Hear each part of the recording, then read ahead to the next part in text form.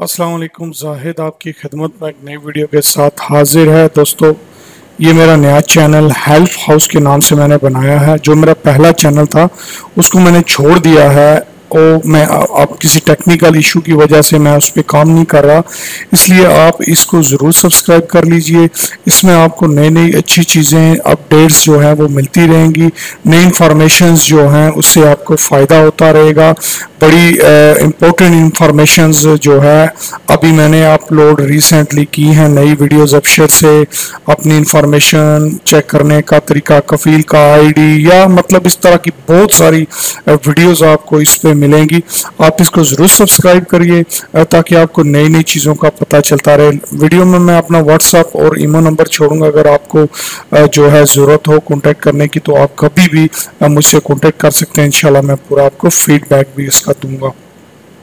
इस वीडियो में मैं बताऊंगा जो लोग हज के लिए जाना चाह रहे हैं इलीगल तौर पे, उनके लिए क्या जो है रिसेंटली अनाउंसमेंट हुआ है। पिछले दिनों में अखबार में भी आया था, मैं आपको दिखा भी दूंगा। और ये मैंने एक्चुअली कुछ दोस्तों का पता चला कि ये इलीगल जा रहे हैं तो उनकी वजह से वीडियोस बनानी पड़ी। दोस्तों की पूछते भी रहते हैं यार कि इस बार क्या है, कोई सख्ती है या नहीं है, कोई मसला होगा या नहीं होगा।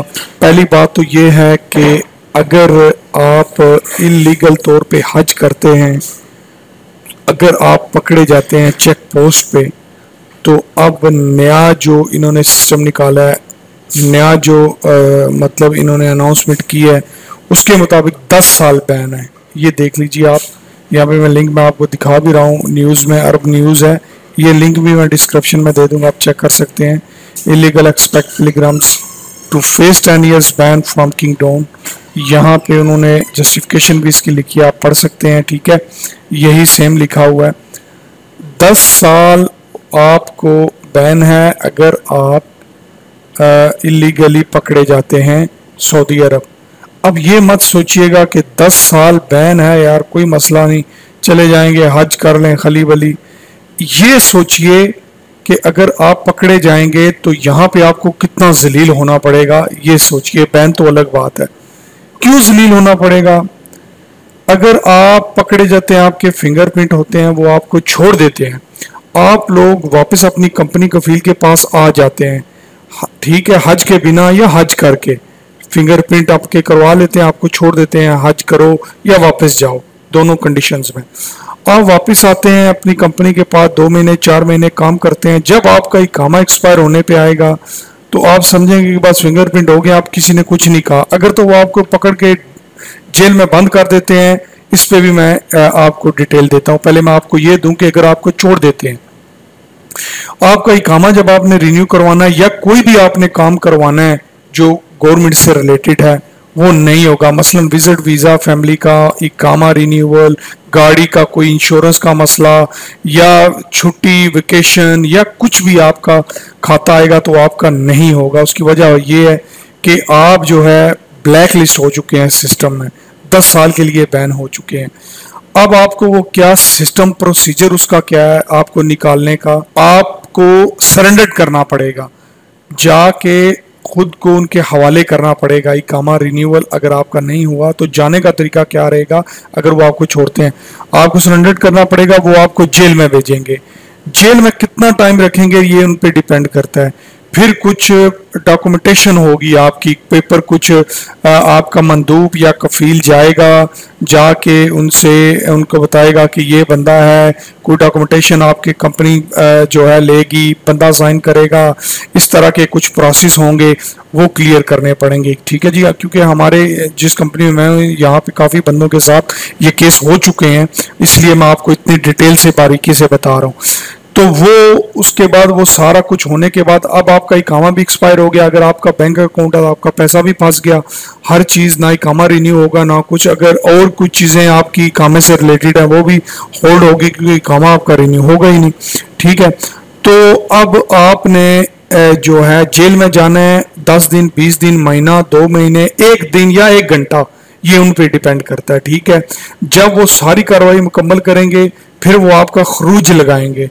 खरूज लगाने के बाद वो आपको एयरपोर्ट पे छोड़ेंगे, फिर आप जा सकते हैं। अगर आपकी कंपनी का फील स्ट्रांग है तो वो खुद जो है मंदूप आपका सारा काम करवा लेगा, आपको कंपनी में रखेगा, आपको जेल नहीं जाना पड़ेगा, आप बच जाएंगे। ठीक है, अगर वो स्ट्रांग है।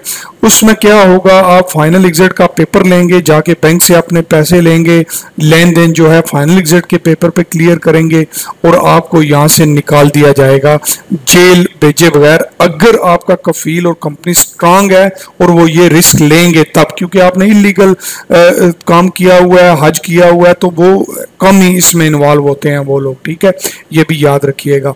अगर आपको, ये तो होगी कंडीशन कि उन्होंने आपको छोड़ दिया, अगर आपको उन्होंने बंद कर दिया तो सेम प्रोसीजर है। जेल में कितना दिन रखते हैं, ठीक है, कब कागजी कार्रवाई क्लियर होगी, मक्का में रखते हैं, मदीना में रखते हैं, जहां पे आपको रखेंगे वह जद्दा में रखते हैं, खैर जद्दा या मक्का में ही रखेंगे। आप कहां से ट्रैवल करके आए हैं, आपका कफील उधर जाएगा आपके बेल के लिए, आपकी बातचीत करने के लिए, आपकी कंपनी का कोई मंदूब जाएगा या नहीं जाएगा, या आप जेल में ही उधर सड़ते रहेंगे, आपको वो जेल में जो है वो बिठा के रखेंगे कि जब तक कोई आता नहीं है। कोई आएगा तो कितने दिन में आएगा, कोई आएगा तो सब कुछ होने के बाद कितने दिन आपको जेल में रखेंगे, ये सारी चीजें उनको पता है।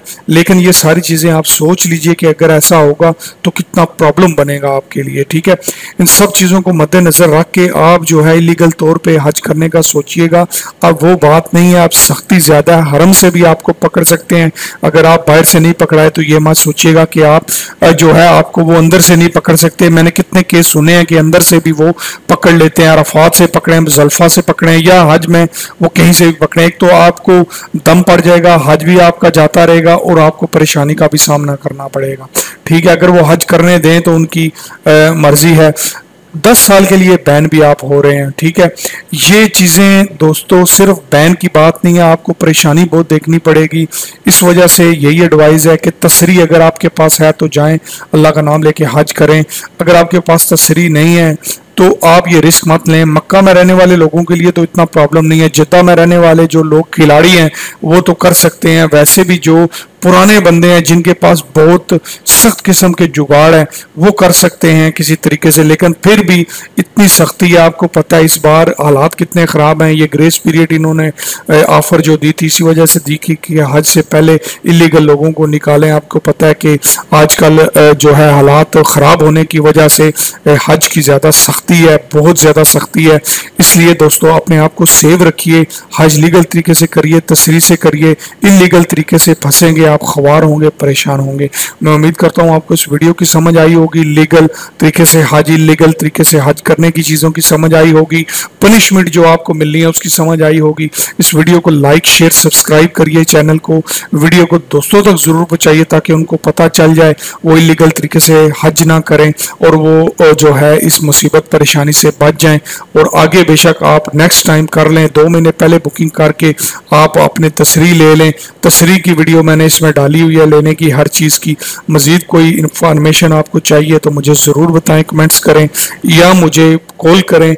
ईमो पे भी कर सकते हैं, मोबाइल पे भी कर सकते हैं। मैं व्हाट्सअप, ईमेल जो है अपना व्हाट्सअप और ईमो जो है अपना आपको बताता हूँ, 0581014313 है। कभी मुझसे कॉन्टैक्ट करें, इंशाल्लाह मैं आपको इसका फीडबैक दूंगा। मिलते हैं नेक्स्ट वीडियो में, तब तक अपना अपने साथियों का बहुत ज़्यादा ख्याल रखिएगा। Thanks for watching.